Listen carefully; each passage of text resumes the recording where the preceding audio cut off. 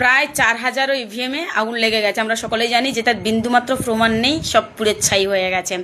আচ্ছা, বর্তমান সময়ে যদি মুখ্যমন্ত্রীর নাম শ্রীমতী দিয়ে শুরু হতো, শ্রীমতী দিয়ে শুরু হলে কি হতো? এই ওপেন মার্কেটে আর গুলিগালা চলতো না, সবার বাড়িতে বাড়িতে গিয়ে গুলিগালা চলতো।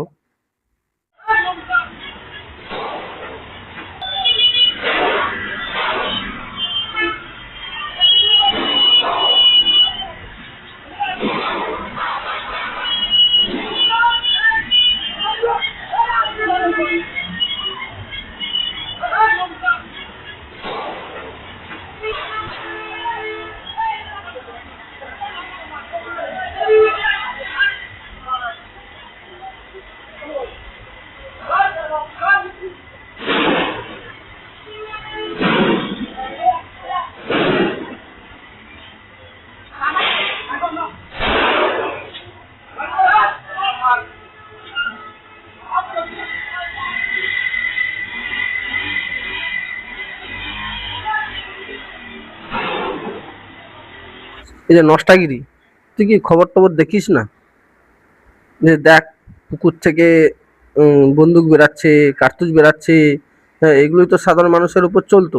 তোর মা যদি সিএম হতো, তো আরো আরো দেখাচ্ছি, দাঁড়া দেখে নে, তারপর আবার বলছি।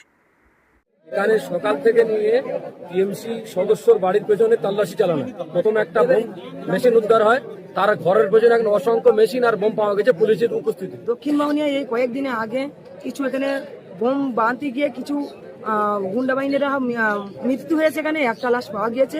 এখন এ নিয়ে তদন্ত হচ্ছে প্রশাসন থেকে। সেই ভয়ে টিএমসির হারমাতগুলো তারা বোম বন্দুকগুলো ভয়ে পুকুরি সব ডুবিয়ে দিয়েছে। একটা বন্দুক পাওয়া গিয়েছে, এক বস্তা বোম পাওয়া গিয়েছে। পুলিশ এখনো আছে, পুলিশ বলছে এখন আমরা তদন্তে আছি। তুলে বোমগুলো তুলেছে, তুলে সোশ্যাল মিডিয়া সব একদম দিয়ে দিচ্ছে। মাংস কিনে নিয়ে বাড়ি যাচ্ছি, যাওয়ার সময় তখন এখানে এই পুকুরে জাল করছে। এবার যে জাল করে, আমাদের ছোটো মাছের ব্যবসা আছে, আমারও আছে। এই পুকুরটা হচ্ছে জাকির হোসেনের লিজ নেওয়া, বাপি হচ্ছে ওর টাইটেলটা হচ্ছে বিশ্বাস, ওর পুকুর। জাল করার পরে জাল পার্টি বললো, দাদা দুটো ব্যাগ পাওয়া গেছে। হ্যাঁ ঠিক আছে, ব্যাগটা হাত দিসটা সাইড করে রেখে দেয়। এবার পরে ওরা খুললো যে ব্যাগের মধ্যে টাকা পয়সা থাকতে পারে, জাল পার্টির লোক একটা থাকেই। খোলার পরে দেখা গেছে ওর মধ্যে প্রথম ব্যাগটায় দুটো মেশিন আর কার্তুজ, আর পাশের ব্যাগটা ছিল মেশিন ছিল 4টে। একটা ব্যাগ খোলার পরে দুটো, পরে আবার লোকজন আসলো, তারা আবার খুললো। খোলার পরে দেখা গেলো ওতে আবার আরও দুটো মেশিন, 4টে মেশিন টোটাল। কিন্তু কার্তুজ ছিল প্রচুর, প্রায় 1-150 পিস হবে কার্তুজ ছিল। তারপরে আমি সঙ্গে সঙ্গে থানায় ফোন করলাম। থানার থেকে ফোর্স বললো যে ওখানে ব্যাগে হাত দেবেন না, আমরা যাচ্ছি।